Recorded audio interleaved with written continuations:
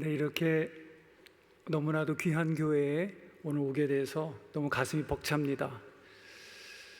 오전에는 조금 작은 교회, 작은 공동체가 있는 교회에 가서 예배를 드리고 여기 한영교회 오니까 찬양하며 기도할 때에 이 성도들의 영적 에너지가 꽉 차오르는구나를 느꼈습니다.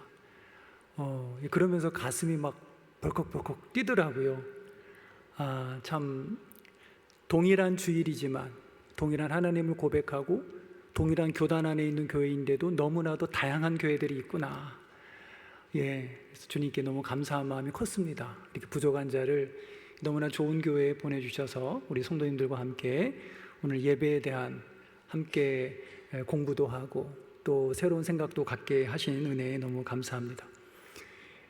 오늘 우리는 예배가 도대체 무엇인가, 예배를 어떻게 생각해야 되는가에 대해서 함께 좀 나눠보려고 합니다.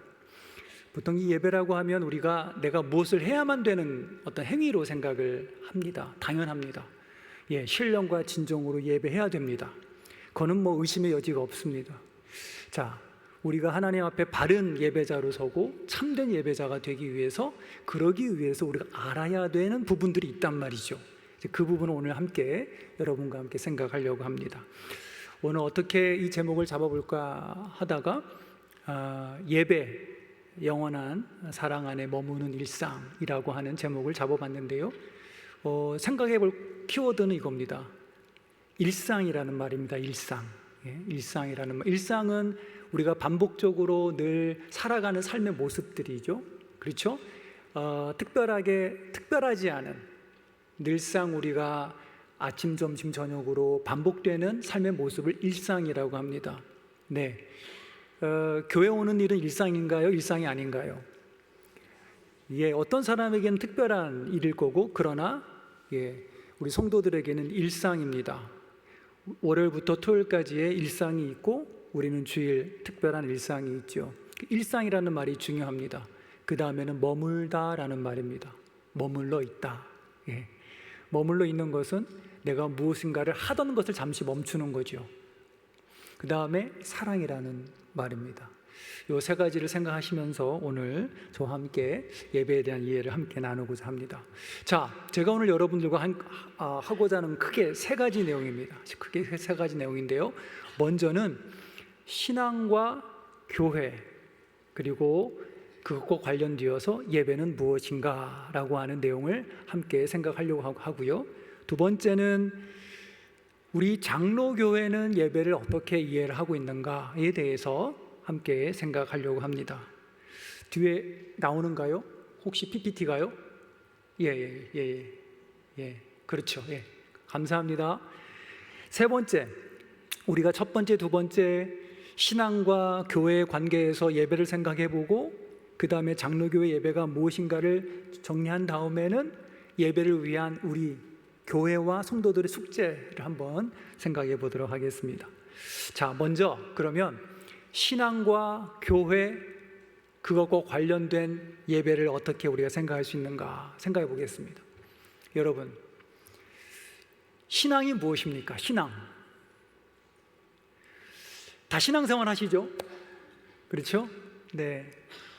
내가 신앙생활하고 있는데, 내가 하고 있는 이 신앙생활, 나는 이 신앙생활이 이런 거구나, 나에게 신앙은 이런 거고, 내가 주일날 다른 곳에 가지 않고 교회에 오고, 평일 시간 속에서 내가 다른 일을 하다가 기도하고 말씀 보고, 이런 신앙생활이 나에게는 어떤 의미인가 생각해 보신 분 계십니까? 아마 저마다 명료하고 명쾌하게 정리는 안 해보셨겠지만 아마 마음속으로 이렇게 와닿는 의미들이 아마 있을 겁니다. 수많은 신앙에 대한, 신앙생활이 무엇이라고 하는 수많은 설명들이 있을 수 있습니다. 정확한 하나의 답은 있지 않습니다. 각각 하나님과의 관계가 다르기 때문에 각 저마다 정의되고 정리되는 내용들은 다릅니다. 그런 내용들을 다 종합해서 수렴해서 한번 정리해 보면 이렇게 표현할 수 있습니다. 신앙이라는 것은 하나님의 인격에서 참된 인간성을 찾아가는 여정입니다. 조금 낯선 말들이 나오죠. 네. 자, 신앙이라는 것은 하나님의 인격에서 나의 진짜 진실된 나의 나됨을 찾아가는 과정을 신앙이라고 말할 수 있습니다. 다양한 표현들이 있겠죠. 그렇죠? 이 말이 각각의 여러분의 삶의 상황에서는 다른 모양으로 이렇게 나타날 수 있습니다. 예. 한마디로 얘기하면 하나님 안에 있는 나, 원래적인 나, 본래적인 나를 회복해가는 과정이 신앙이다, 신앙생활이다 라는 말입니다. 자, 그러면 이 말에서 다른 말은 알겠는데 하나님 인격이라는 말은 도대체 무슨 말이냐라는 거예요. 왜? 나의 본래되고 참된 나를 찾는 그 원천이 어디냐면 하나님의 인격이라고 하니까 하나님의 인격이 뭐냐라는 거예요. 하나님의 인격이 무엇일까요? 하나님의 인격, 하나님은 광대하신 분이시기 때문에 뭐 하나로서, 한두 개로서 하나님의 인격을 다 말할 수는 없습니다. 그러나 그 다양하고 무궁무진한 광대한 하나님의 성품이나 인격들을 관통해 가고 포괄해 버리는 하나의 하나님의 본성적 인격이 있단 말입니다. 그게 뭘까요? 예, 맞습니다. 사랑입니다. 왜 하나님은 사랑이냐? 예, 성경을 보고 우리가 성경 말씀 속에서 깨달아지고 또 이 세상이 돌아가는 이 세상의 역사 속에서 사람과 나 사이의 개인적인 관계에서 우리는 무엇이 진실이다, 무엇이 진리다라고 말하냐면 사랑이라고 말합니다. 하나님은 성부, 성자, 성령으로 계시면서 이 세 분이 다투지 않습니다. 성부, 성자, 성령, 하나님과 예수 그리스도와 성령님은 아주 기가 막히게 신비롭게 서로 사귀어 있습니다. 한 분이라고 하죠. 우리가 한 분, 삼위일체다. 각각의 인격이 있으시지만 그렇지만 한 분이시다라는 겁니다. 어떻게 한 분일 수 있을까요? 세 사람이. 여기 아주 깊은 의미가 있습니다. 여기에 자녀를 3명 이상, 3자녀 이상 아마 가지고 계신 분들은 알 거예요. 2자녀인 경우는 이 하나됨의 의미를 잘 모릅니다. 3명이 되면 마의 수가 3명입니다. 3명이 돼버리면 일치가 되지가 않아요. 2대1로 항상 편이 갈리죠. 3사람이 하나가 될 수 있는 것은 이것은 완전한 관계의 이상을 말합니다. 자, 성부, 성자, 성령이 한 분이다라는 것은 완전한 사랑의 관계 안에 있다라는 하나의 상징, 표상을 얘기하는 겁니다. 하나님은 왜 그렇습니까? 사랑이시기 때문에.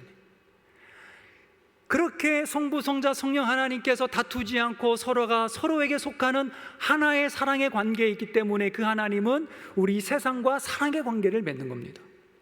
자신을 내어주시죠. 우리는 결코 자신을 먼저 내어주지 않습니다. 우리는 손해보지 않습니다. 하나님은 손해보시죠. 예, 사랑이시기 때문에. 그래서 하나님의 본성적 인격은 뭐냐? 모든 하나님의 여러 가지 성품이 있지만 그 모든 것들을 포괄하시고 관통해 가시는 하나님의 본성의 핵심이 뭐냐? 사랑이다. 자, 그러면 신앙이라는 건 뭡니까? 신앙은 하나님의 인격, 다시 말하면 사랑, 하나님의 사랑, 그 사랑에서 나의 온전한 나, 진실된 나를 찾아가는 여정이다. 이렇게 말할 수 있겠죠.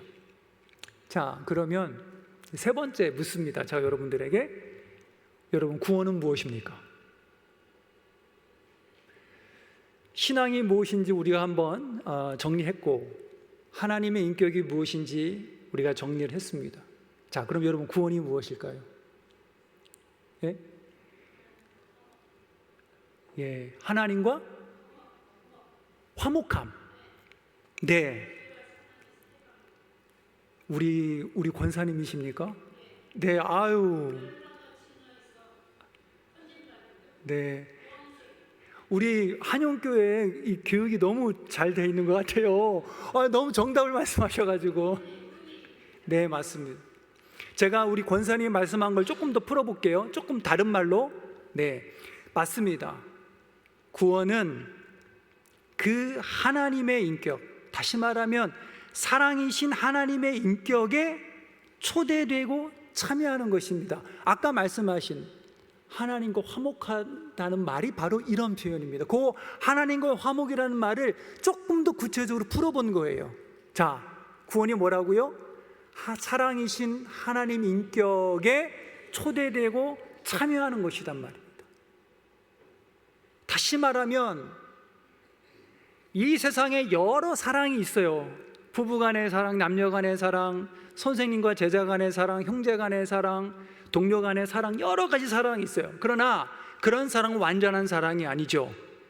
참된 사랑, 완전한 사랑, 그 사랑에 초대되고 그 사랑 안에 참여되는 것이 뭐냐면 그게 구원이란 말입니다.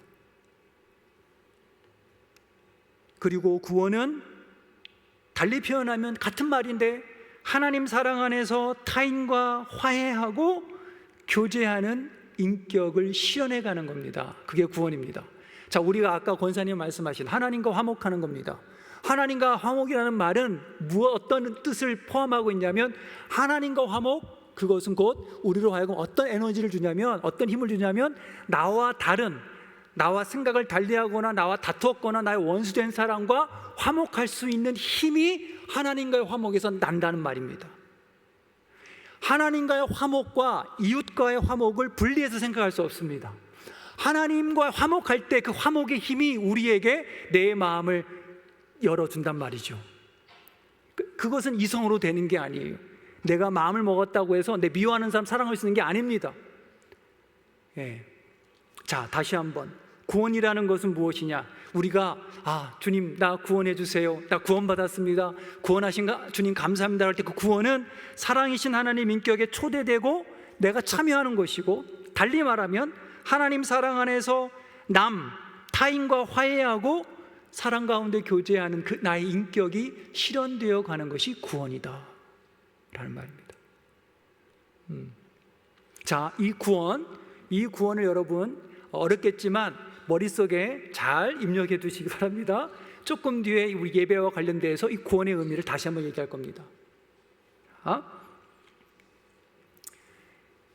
그러면 이 하나님의 사랑의 인격이 드러나는 장소가 어디냐라는 겁니다.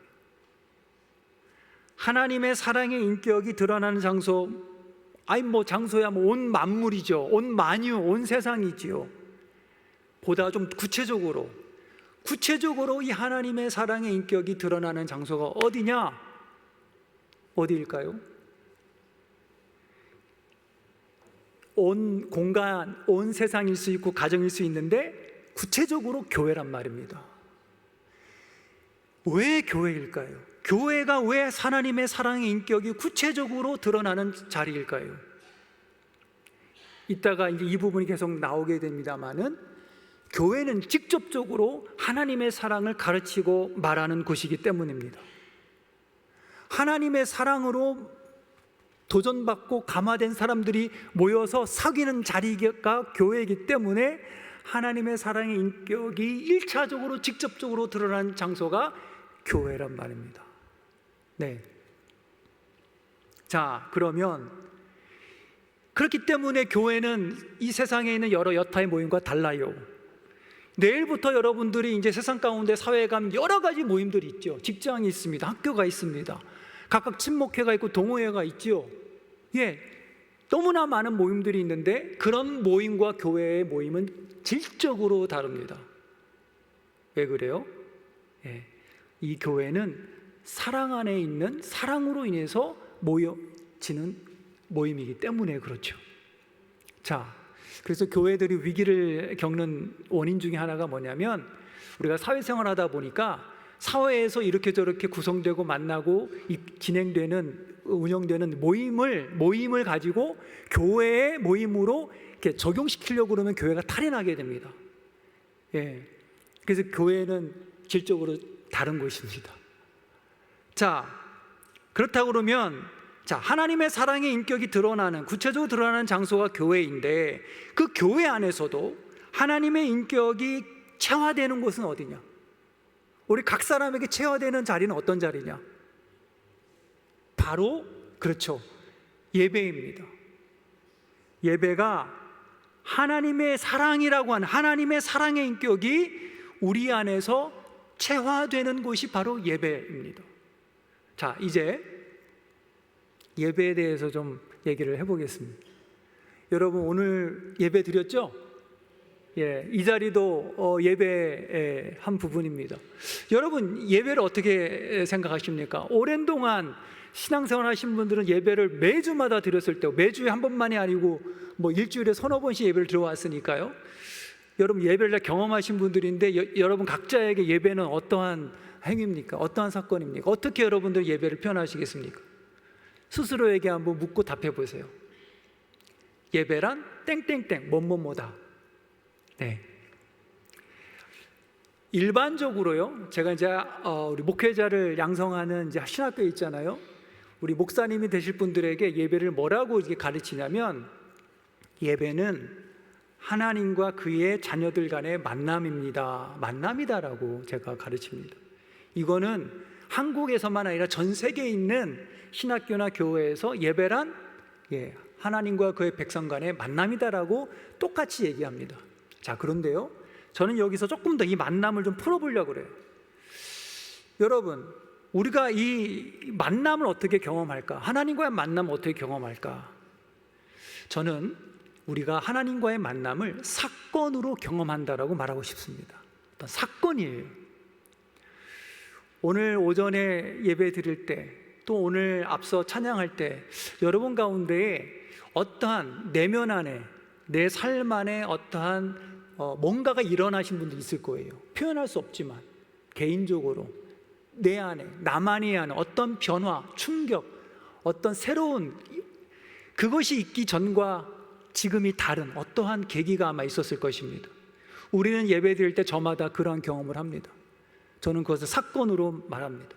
자, 우리는 하나님과의 만남을 사건으로 경험하는데, 그 사건이 뭐냐면 말씀의 사건이라는 겁니다. 말씀의 사건이에요. 무엇인가 없이 그냥 내 내면 안에 자발적으로 뭔가 일어나는 게 아니에요. 내 안에 들려오는 어떤 소리, 그 소리가 내 안에 어떤 마음에, 내 속에서 뭔가를 일으키는 어떠한 파동, 감동, 그것이 우리 안에 있단 말이죠.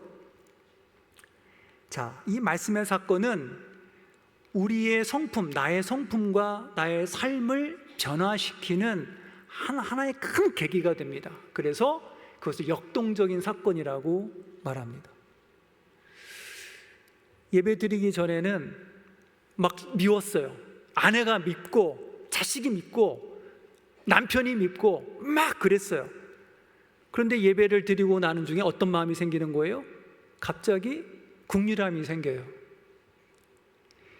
미웠던 마음이 싹 사라져요. 뭐가 발생한 거예요? 삶의 사건이 발생한 거예요. 세상을 바라보는 내 시각이 달라져요. 뭐가 발생한 거예요? 내 삶에 어떤 큰 계기가 발생한 거예요. 자, 왜 그렇습니까? 왜 역동적인 사건이고 왜 삶의 사건입니까? 예배라고 하는 그 자리에서 그 말씀을 통해서 나의 기존의 생각이, 나의 기존의 가치관, 나의 기존의 관계들이 반복적으로 자극이 되고 일깨워지기 때문에 그래요. 자, 반복이라는 말이 중요합니다. 예배가 일상이라는 것은 예배가 주기적으로 반복된다라는 말이죠. 좋은 말입니다. 왜 그렇습니까? 말씀이 우리의 완고하고 굳어진 우리의 생각, 의식, 관계들을 계속해서 깨고 일깨운다는 말입니다. 자, 예배는 하나님과 그의 백성 간의 만남이다. 이 만남은 사건으로 경험이 되고, 이 사건은 말씀의 사건이고, 말씀의 사건은 삶의 역동적인 사건이고, 왜 그러냐? 우리의 말씀이 우리의 생각과 관계를 일깨우기 때문이다라는 거죠. 자, 그러면 이런 측면에서 예배는 우리를 구원하는 사건이 됩니다. 자, 예배는 우리를 구원하는 사건이다. 한번 따라해 봅시다. 예배는 우리를 구원하는 사건이다. 앞서서 여러분 제가 구원이라는 말을 한번 정리해 봤어요. 구원이라는 것은 하나님의 인격에 어떻게 해요? 초대받고 참여하는 것이고, 달리 말하면 하나님의 사랑으로 타인과 원수된 자를 화해하고 그들과 교제하는 인격이 형성되어 가는 것이라고 했습니다. 자, 예배는 우리를 그렇게 구원해가는 사건이다. 크게 세 가지로 왜 예배가 우리를 구원하는 사건인가? 첫째는 하나님 사랑의 말씀이 예배하는 자들에게 체현되기 때문에 그렇습니다. 어떻게 체현이 되는가요? 다채롭게 체현된다. 느낀다, 내 몸에 파고든다, 새겨진다라는 겁니다. 찬양을 통해서. 찬양은 멜로디를 입은 말씀이거든요. 그냥 낭음으로, 그냥 소리로 말씀을 들을 때보다 노래로 할 때 어떻게 돼요? 더 내 감성 깊은 곳으로 말씀이 들어옵니다. 기도할 때 눈 뜨고 그냥 이렇게 얘기할 때보다 눈 감고 마음을 모으고 집중할 때 하나님의 말씀이 어떻게 돼요? 하나님의 임재가 내 마음 깊은 곳에 들어와 느껴집니다. 설교를 들을 때 어떻습니까? 설교를 들을 때 때로는 지루하고 때로는 다른 생각하지만 문득문득 그때 갑자기 내 마음 가운데 빛이 비치는 것 같은 그런 경험을 하지 않습니까? 예배가 우리를 구원하는 사건이 되는 것은 하나님의 말씀이 내 몸과 내 심령과 내 몸속에 체화되기 때문에 그렇습니다. 두 번째로 성령께서 하나님 사랑의 인격에 감동하게 하시기 때문에 그렇습니다. 성령이 우리로 하여금 어떻게 그 영의 말씀, 신비한 영의 말씀을 알아듣도록 하신단 말입니다. 세 번째로 이런 과정에서 우리 예배하는 우리의 마음과 생각과 우리의 영과 심지어 우리 몸이 일깨워집니다. 자, 예배는 우리를 구원하는 사건입니다. 어떻게? 예배를 통해서 사랑의 말씀이 우리에게 체화되고 성령께서 하나님 사랑의 인격에 우리를 하여금 감동하게 하시고 그 다음에 그 과정에서 우리의 마음과 생각과 영과 몸이 새롭게 일깨워집니다. 그래서 예배는 구원하는 사건이다. 제가 없는 걸 얘기하는 게 아니에요. 지금 여러분들이 그동안에 쭉 예배해 오면서 경험한 것들을 이렇게 잘 제가 좀 풀어주고 설명해 것에 지나지 않습니다. 자, 그래서 예배는 구원의 사건이다. 구원의 사건인 이유는 그것이 말씀의 사건이기 때문이다. 말씀이 사건이 된다라는 말은 말씀이 입체적으로 우리에게 활동하기 때문이다, 이렇게 말할 수 있겠죠. 기도를 하고 찬양을 하고 묵상을 하고 설교를 듣고 신앙을 고백하고 또 우리가 성찬을 할 때, 그럴 때에 말씀이 입체적으로 우리에게 활동을 합니다. 우리가 성찬을 자주는 안 하지만 성찬을 할 때 우리가 주님의 몸을 상징하는 떡을 받죠. 그 다음에 주님의 보혈을 상징하는 잔을 받습니다. 이것은 참 흥미로운 게 뭐냐면 이것은 주님의 말씀을 먹는 거예요. 가시화된 떡의 모양을 한 말씀을 먹고 주님의 보혈을 상징하는 잔, 주의 말씀을 마시는 겁니다. 얼마나 역동적이고 얼마나 입체적입니까? 그래서 예배는 다른 어떠한 것보다 직접적으로 하나님의 인격이신 사랑을 체화하는 그러한 구원의 자리가 됩니다. 자, 그러면서 어떻게 될까요? 이것이 이제 반복되잖아요, 우리가요. 무엇인가를 반복하게 되면 어떻게 돼요? 사람이 거기에 젖어들게 되죠. 이게 반복의 이게 무서운 힘입니다. 이제 일상화한다. 요즘 흔히 이제 사람들이 루틴이다라는 말 하죠. 루틴이다. 루틴이 뭐냐면 우리를 형성해요. 예배가 우리에게 반복이 된 일상이 되면요, 하나님 인격이 우리 안에 형성이 된단 말입니다. 하나님 인격이 뭐예요? 사랑이라고 했습니다. 점점 우리가 그 사랑 안에서 인격이 형성되어 가는 거예요. 물론 모든 사람이 다 우리가 바라는 대로 다 완벽하게 형성되겠습니까? 그렇진 않겠지만 그때 문득 하나님께서 우리의 모난 인격을 다듬으시고 나를 바라보게 하고 새롭게 내가 성찰하게 하고 해서 완전한 사랑으로 향하도록 우리가 그런 삶을 가게 된단 말입니다. 네. 자, 제가 여러분들에게 뭐 하나를 좀 관련해서 얘기를 좀 보여드리려고 합니다. 이 표를 보시면 아시겠지만 하나님은요, 우리 가운데 임재하실 때에 어떻게 나타나시냐면 우리의 몸을, 성도들의 몸을 입으시고 자신을 드러내십니다. 예, 그거 좀 보여주시죠. 네, 제가 좀 설명을 해드리려고 하는데요. 이건 뭐냐면, 자, 하나님은 사랑의 인격이라고 했습니다. 우리의 예배는 그 인격이 형성되어가는 자리라고 했습니다. 우리가요, 예배를 어떻게 드리느냐, 예배의 방식이 내가 하나님을 어떤 분으로 이해하느냐와 연결되어 있습니다. 우리가 팬데믹 때 그 비대면 온라인 예배를 들으셨죠? 아마 그렇기 때문에 여러분 이걸 잘 아마 이해하실 거예요. 하나님을 어떻게 예배하느냐가 곧 하나님이 누구인가를 이해하는 그 이해를 형성시켜준다. 자, 보세요. 하나님을 만일에 인격이신 하나님, 사랑이신 하나님을 어떤 사실이나 정보로 우리가 이해를 하면 어떻게 됩니까? 여러분 요즘에 그 전화기를 통해서 뺀 뉴스나 소식 다 봤죠? 이게 다 정보란 말입니다. 뉴스 다 정보인데 하나님이 그러한 정보나 뉴스라고 생각을 하면 어떻게 돼요? 하나님은 암기할 수 있고 어디에다 저장해 둘 수 있고 다른 사람에게 전송할 수 있고 공유할 수 있는 어떤 사실, 정보가 되는 거예요. 그렇게 되면 하나님은 어떻게 가능해요? 처리할 수 있어요. 우리가 소비할 수 있어요. 우리가 보통 정보를 처리한다, 소비한단 말을 하지 않습니까? 하나님은 그런 대상이 돼요. 그러면 하나님을 어떤 방식으로 예배할 수 있어요? 우리가 SNS로, 전화기로 이렇게 소식 전해주고 받고 그냥 동영상으로 보듯이 미디어 공간에서 하나님은 충분히 예배할 수 있어요.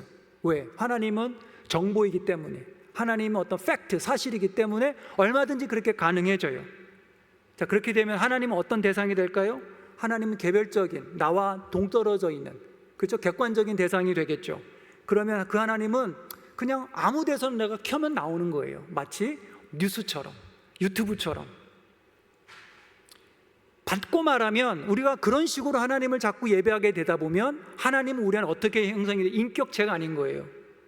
내가 처리하고 소비할 수 있는 사유제가 되는 거란 말이에요.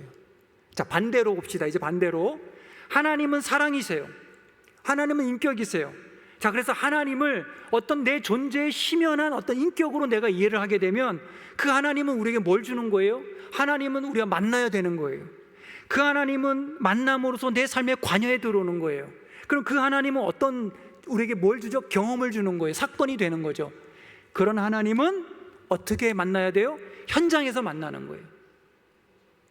제가 만약 오늘 이 강의를 이 큰 모니터에서 그냥 영상으로 한다고 칩시다, 여러분. 제가 여기 있지 않고. 그럼 어떨까요? 다르죠. 그렇죠? 제가 지금 여기 와가지고 막 제가 소리를 내고 제 에너지가 나오고 여러분들 얼굴 보면서 하잖아요. 너무 다르죠. 인격이기 때문에. 현존 공간 안에서 하나님을 예배하면 어떻게 됩니까? 현존 공간에서는 경험되고 사건이 되고 내 삶에 직접적으로 점이 오고 그렇기 때문에 그것이 내 삶과 관여되고 내 존재의 깊은 곳에 영향을 미치기 때문에 하나님은 인격이신 하나님으로 이해가 되는 거예요. 이게 되게 중요합니다. 왜 그렇습니까? 하나님의 본성적 인격은 관계적 인격이기 때문에, 사랑이시기 때문에.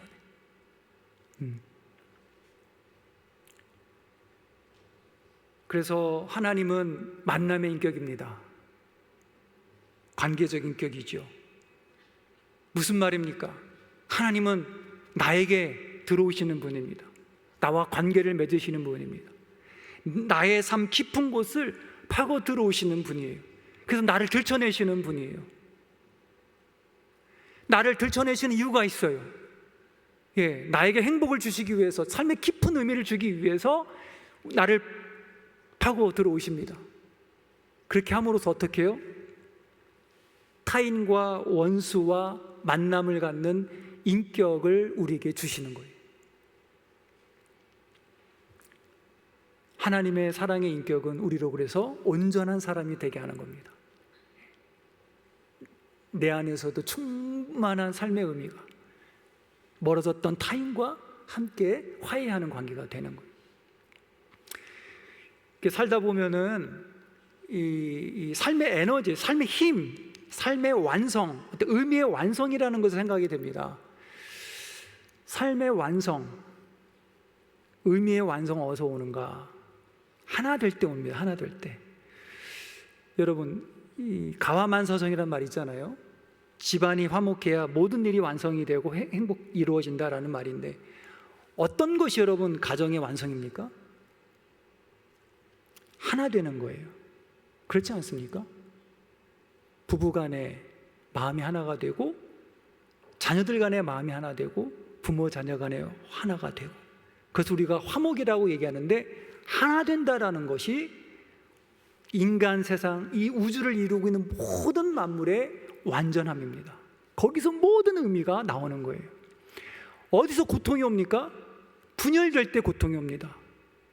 분열될 때 나에 대한 이해가 깨지고, 내가 내 스스로를 용서하지 못하고, 부부가 싸우고, 자녀들이 원수지간이 되고, 민족이 갈라지고, 나라가 사분오열되고 할 때 불안이 오는 거예요. 불행이 오는 거예요. 고통이 오는 거예요.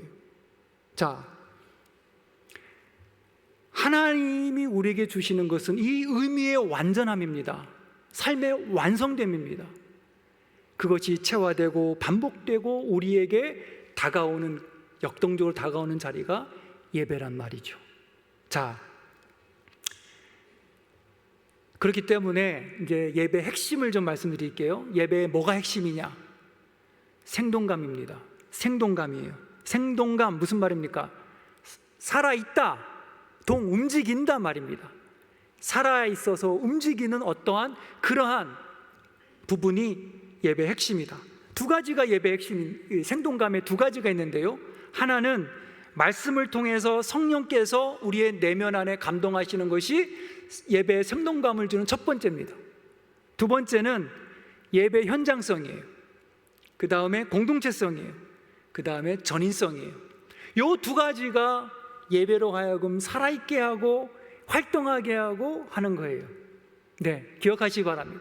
성령께서 내 안에 감동해 주시는 거, 그 다음에 현장에 모여서 성도들 함께 말씀을 듣고 찬양하고 기도하는 거, 공동체성, 분리되어 있지 않고, 사실 요즘에 그런 움직임들 많이 있습니다. 가급적이면은 세대가 통합해서 예배 드리려고 하고, 부모 세대, 자녀 세대가 함께 모여서 성찬을 하고, 그러한 모임들이, 그러한 예배들이 많이 있습니다. 왜 그럴까요? 가급적이면은 우리가 공동체성을 이루자.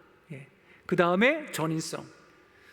가급적이면은 생각과 마음으로만이 아니라 몸을 함께 움직여서 전인으로 예배에 참여하자. 이 요소들이 예배를 생동하게 만든다는 것이죠. 왜 그렇습니까? 생동할 때 뭐가 생동되는 거예요? 사랑의 인격이 살아난다는 얘기입니다. 자, 우리 온라인 시대에, 지금은 온라인 시대죠. 온라인 시대에도 과연 이러한 현장감, 공동체적이고 전인적인 예배가 의의가 있을까라고 하는 의문을 많이 갖는데요. 제가 이 얘기를 한번 드리려고 합니다. 코로나 팬데믹 때 우리가 비대면으로 예배를 드렸죠. 그럴 때 그 비대면 예배, 이제는 비대면 예배가 이제 온다, 현장으로 모이는 예배는 이제는 축소될 것이다라고 많이 얘기를 했습니다. 왜 그러냐면 그때 4차 산업혁명이 함께 맞물려서 이 시대에 왔죠. 4차 산업혁명이 인류의 모든 생활 방식을 뒤바꿀 것이다라고 얘기했는데, 그 대표적인 사람이 클라우스 슈밥이라고 하는 사람입니다. 클라우스 슈밥이 우리 이 세계에 4차 산업혁명의 도래에 대한 화두를 던진 사람인데요. 이분의 책은 팬데믹 때에 거의 베스트셀러가 될 정도로 필독서가 됐습니다. 그런데 이 사람이 되게 중요한 얘기를 하고 있어요. 뭐냐면 4차 산업혁명이 우리 인류에게 가져다줄 문명적인 이익과 이기는 너무나도 당연한데, 근데 한 가지 되게 우려할 부분이 있다. 그게 뭐냐면 4차 산업혁명이라는 것이 우리 인간 탈인간화시킬 것이고 윤리적인 위협을 가할 것이다. 그래서 편리함은 있지만 우리 인류가 공통적으로 생각해야 될 과제가 있다. 그게 뭐냐면 사람의 고유한 가치를 보존하고 삶을 보다 풍요롭게 하기 위해서 4가지 요소를 활성화시켜야만 된다. 그래야지만이 4차 산업혁명이 의미가 있다라고 얘기했습니다. 그 네 가지가 뭐냐면, 그러니까 탈인간화를 극복하고 방지할 수 있는 네 가지 활성 요소가 뭐냐면, 첫 번째 인지지능, 정신, 정서지능, 마음, 영감지능, 우리의 영혼, 신체지능, 우리의 몸, 이 네 가지 부분을 활성화시켜야 된다는 거예요. 이 클라우드 슈밥의 이 얘기를 들으면서 제가 너무나도 참 놀랐어요. 뭐냐면 지금 이 21세기 4차 산업혁명 이 미디어 온라인 시대에 유일하게 네 가지 이 요소를 활성화시킬 수 있는 곳이 있어요. 어디일까요? 예배예요. 교회의 예배가 인류를 구원할 수 있는, 인류가 탈인간화되고 윤리적 위협에서 구원할 수 있는 유일한 곳이란 말입니다. 행위란 말입니다. 자, 보세요. 인지지능, 무엇과 관련되어 있습니까? 하나님의 말씀이에요. 정서지능, 사랑의 말씀, 사랑입니다. 영감지능, 성령의 감화하심. 신체지능, 아까 얘기한 전인성. 마음과 이성만이 아니라 우리 몸을 쓰게 되죠. 예배의 의의가 이 시대에 너무나도 지대하다라는 생각을 하게 됩니다. 현대 기술 문명이 가져다줄 이런 비관적인 측면들을 극복할 수 있는 자리가 바로 예배의 의의다라고 생각을 합니다. 자, 그래서 우리가 온라인 디지털 미디어는 우리가 넓은 활용의 범위를 갖고 있습니다. 그렇지만 신앙의 특성을 우리가 고려해서 분명한 한계가 있음도 우리가 인식을 해야 됩니다. 그래서 이따가 우리가 숙제에서 얘기하겠지만 예배 안에서의 미디어 활용은 가급적 최소화해야 된다. 안 쓸 수는 없어요. 최소화해야 돼요. 왜냐하면 아까 얘기한 이 네 가지 활성화 요소들이 현장에서 공동체적으로 전인적으로 될 때 더 활성화되기 때문에 그런 부분들을 이해할 필요가 있습니다.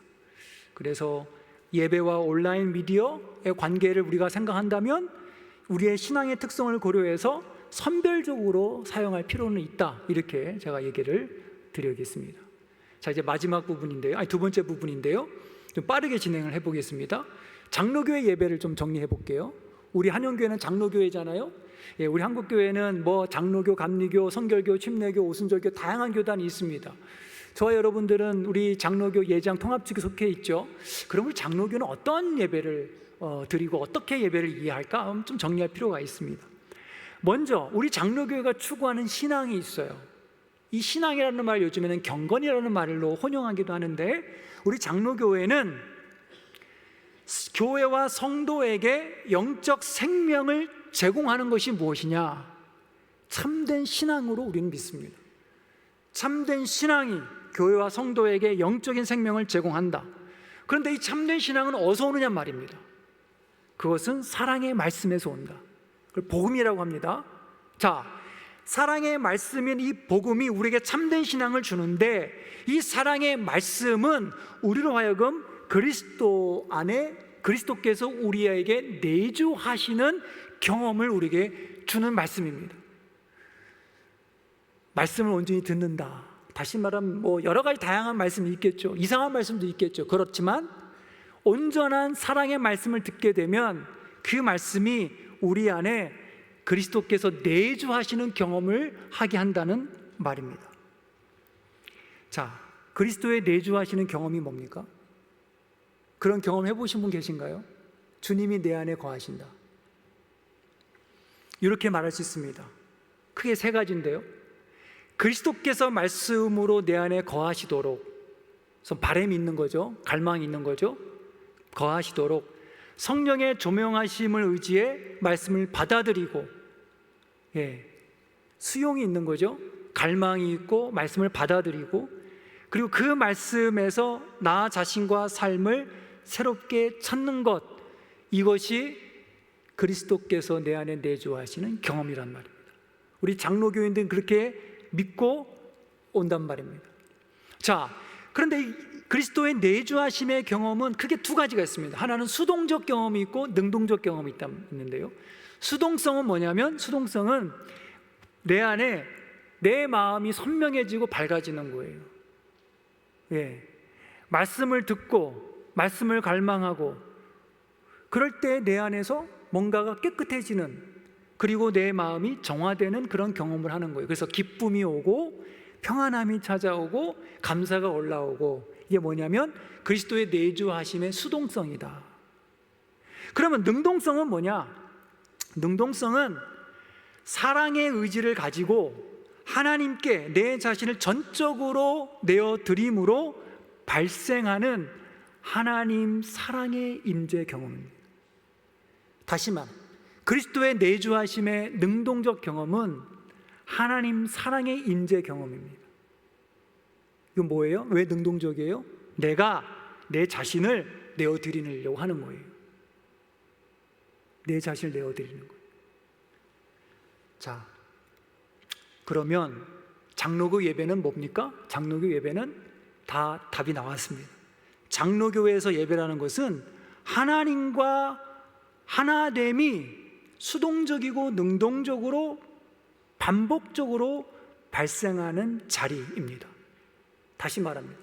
장로교회 예배라는 것은 하나님과 하나됨이 수동적이고 능동적으로 반복적으로 발생하는 자리입니다. 자, 여기서 하나님과 하나 된다라는 말이 뭐냐면 하나님과 연합한다라는 말입니다. 하나님과 연합한다라는 말은 뭐냐면 하나님이 내 안에 거주하신다, 내주하신다라는 말입니다. 이것이 참된 신앙입니다. 자, 그러면 하나님은 아까 뭐라고 했어요? 하나님의 본성적 인격은 사랑이라고 했습니다. 그러면 하나님을 사랑으로 바꿔봅시다. 장로교회 예배라는 것은 뭐냐면 참된 사랑과 하나 되는 것입니다. 참된 사랑과 연합하는 것입니다. 참된 사랑 안에 머무는 것입니다. 그것을 수동적으로 능동적으로 발생되도록 모이는 자리가 예배란 말입니다. 자, 그래서 그 밑에 보면은 하나님과 하나님의 사랑과 하나 되기 위해서 우리 장로교는 세 가지를 갖고 있습니다. 뭐냐면 예배의 정신, 예배의 정신은 성경에 따라 드린다. 이게 우리 장로교 예배의 정신입니다. 기준입니다. 두 번째, 어떤 방식으로, 어떤 걸 가지고, 어떤 재료를 가지고 예배하냐? 우리는 성경으로 예배를 드립니다. 기도를 어디서 배우죠? 기도, 성경 말씀으로 배웁니다. 찬양을 어떻게 부르죠? 찬양의 내용이 뭡니까? 말씀의 내용입니다. 그렇죠. 설교가 있습니다. 아까 말했지만 성찬은 뭡니까? 성례전은 가시적인 말씀입니다.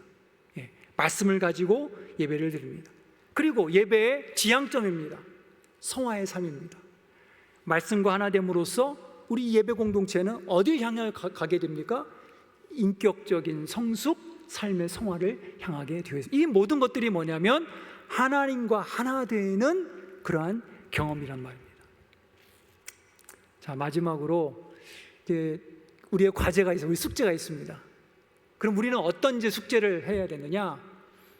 첫 번째로 온라인 미디어 사용의 원칙을 교회는 정해야 됩니다. 제가 아까 잠깐 얘기했지만 하나님은 사랑의 인격이고 관계적 인격이고 예배라는 것은 그분의 사랑 안에 초대되고 머무는 사건이기 때문에 온라인 미디어를 적절히 지혜롭게 사용해야만 합니다. 모든 것이 가하나 모든 것이 유익하지 않죠. 그래서 온라인 미디어, 예배와 관련된 온라인 미디어는 보편적 편익이 아닙니다. 보편적 편익이라는 건 뭐냐면 누구에게나 다 온라인 예배를 다 제공해서는 안 된다는 거예요. 왜냐하면 건강하고 올 수 있는 사람들은 온라인 예배가 굳이 필요치 않죠. 어떤 분들에게, 교회 올 수 없는 상황이 있는 분들에게 제한적으로 그분들을 위해서 제공이 돼야지 모든 사람들에게 다 볼 수 있도록 하는 것은 지혜롭지 않다. 그래서 제한적 편익이 원칙이고, 올 수 없는, 참여할 수 없는 분들을 위한 예배 지원 서비스가 되어야 된다라고 하는 것이 모든 예배학자라든지 모든 사람들이 현재 가지고 있는 기준이 되겠습니다. 두 번째, 예배에 어떤 숙제를 우리가 풀어야 되냐? 집중도 있는 예배 환경을 가져야 됩니다. 집중도 있는 예배라는 환경이라는 건 뭐냐면 현장 예배 갖고 있는 강점입니다. 우리가 오늘도 예배 드리지만 현장에 모일 때 집중도 있는 예배를 우리가 드릴 수 있으면 산만하지 않다라는 거죠. 그렇기 때문에 우리가 예배를 생각할 때 화려하고 복잡한 예배가 중요한 것이 아닙니다. 요즘에는 예배가 막 쇼처럼 볼거리가 많은 자극적인 부분들이 있지만 그런 것이 그렇게 중요한 것은 아닙니다. 중요한 것은 단순하되 중심이 잡혀 있는 예배면 됩니다. 줄기가 서 있는 예배, 말씀이 살아있는 예배. 그래서 교회는 우리 성도들이 예배의 내용을 알고 예배를 드리면 더 좋습니다. 아마 우리 한영교회가 그러려고 지금 이 세미나를 하고 있는 것 같은데요, 우리 성도들이 예배의 내용과 순서를 알면 알수록 예배를 더 깊이 있게 경험할 수 있다. 그래서 기도는 어떠한 것이고, 고백은 어떠한 위치에 있는 것이고, 또 성경 봉독이라는 것은 우리의 삶에 예배에 있는데 이게 왜 있는 것이고, 그렇죠? 이런 것들을 우리가 알면 알수록 예배의 의미가 더욱 우리 풍성하게 깊어질 수 있다. 세 번째로, 온몸을 사용하는 예배이다. 성도들의 예배에 참여하는 방식이 좀 전인화될 필요가 있습니다. 우리 장로교회는 역사적으로 듣고 이해하는 예배입니다. 이성 중심의 예배입니다. 그러다 보니까 전인적이지 못한 부분에 대한 반성이 있어요. 어떻게 하면 같은 예배를 드리더라도 우리가 몸을 활용할 수 있는, 몸을 쓸 수 있는 예배가 될 수 있을지를 함께 고민해 볼 필요가 있습니다. 간단하게는 기도선도 있을 수 있고요, 또 몸을 움직여서 율동을 할 수도 있겠고요, 그 다음에 또 성찬이라는 것이 있죠. 그래서 온 세대가 함께하는 예배일 때, 함께 성찬할 때 일어서고 나가고 받고 몸을 쓰는 거죠. 이렇게 함으로써 예배가 교회의 사건이 되는 그런 자리를 마련할 수가 있습니다. 마지막입니다. 예배에 숨이 통하게 하라. 무슨 말인가? 살아있는 예배에 숨을 쉬게 하는 것이 무엇일까? 그것은 뭐냐면, 일상 속에서 개개인들의 말씀 묵상이 이어질 때, 그때 공적인 예배에 숨이 통합니다. 우리가 착각하는 게 있습니다. 예배는 교회 와서 드려지는 시간에, 이 주어진 시간에 이 예배를 완전하게 완벽하게 드릴 때에 예배가 성공한다고 생각하는데 그건 틀린 말입니다. 왜냐하면 공적인 이 예배는 주중에 개개인들의 말씀의 묵상 속에서 하나님과의 관계성의 연장입니다. 그래서 공적 예배와 개인의 예배는 함께 연락하고 있는 것입니다. 이 두 가지가 되게 중요합니다. 우리가 예배를 소중히 여기고 예배에 숨을 생각하고 예배에 생명을 생각한다면, 흩어져서 일주일 사는 동안에 성도들이 각각의 자리에서 기도 생활, 말씀 묵상 생활이 되게 중요하다는 거예요. 그것이 그러한 생활 속에서 공동체 공적 예배 올 때 어떻게 연결된다는 겁니다. 이런 측면에서 우리 교회의 책임이 크고, 또 성도들도 그런 측면에서 개인의 영성생활, 개인의 개인적인 예배 생활이 되게 중요함을 생각해야만 됩니다. 이 부분이 안 돼서 타락했던 교회가 중세 로마 교회입니다. 중세 로마 교회는 개인들이 성경을 읽을 수 없었기 때문에 각각 개인적으로 성경을 읽지도 않았고 기도하지 않았어요. 모든 신앙생활을 어디에 의존했냐면 교회에 와서 예배드리는 그 예배의 자리에 의존할 수밖에 없었어요. 예배가 죽죠. 이런 부분들을 우리가 진지하게 생각할 필요가 있습니다. 그래서 하나님의 사랑 안에 머무는 공동체 시간은 이 공동체, 수요일이나 주일이나 공동체 예배 시간이 될 거고, 하나님 안에 머무는 개인적인 시간은 말씀 묵상, 일상 속에 있는 개인들의 예배일 수 있습니다. 이 부분을 함께, 그래서 균형적으로 가져갈 필요가 있습니다. 자, 이제 정리합니다. 오늘 우리가 어떤 얘기를 했습니까? 오늘 우리는 예배는 하나님, 그 사랑과 하나 되는 반복적인 일상이다. 이 일상은 입체적인 말씀의 사건이다. 이 입체적 말씀의 사건은 우리를 하나님의 사랑의 인격에 참여하게 하고 그 사랑 안에 교제하게 하는 구원의 사건이 된다. 왜 그런가? 우리의 정신, 우리의 마음, 우리의 생각과 행동을 반복적으로 말씀으로 일깨우기 때문이다. 그리고 용서와 화해와 사랑 안에서 우리의 삶의 성화와 성숙을 안내해가는 자리가 된다. 이렇게 예배를 정리해 봤습니다. 짧은 시간 동안에 많은 내용을 얘기했는데요, 여러분 다 기억할 수 없겠죠. 그러나 오늘 혹시 이 시간 동안 여러분들 마음 가운데 좀 이렇게 남겨진 어떤 개념이나 말이 있다면 그 한마디, 한 문장 여러분들이 잘 간직하시고 생활하셨으면 좋겠습니다. 기도하겠습니다. 주님 감사합니다. 부족한 자를 통해서 주님의 이 몸된 교회, 한영교회 성도님들과 함께 하나님을 예배하는 것이 무엇인지를 함께 살펴보았습니다.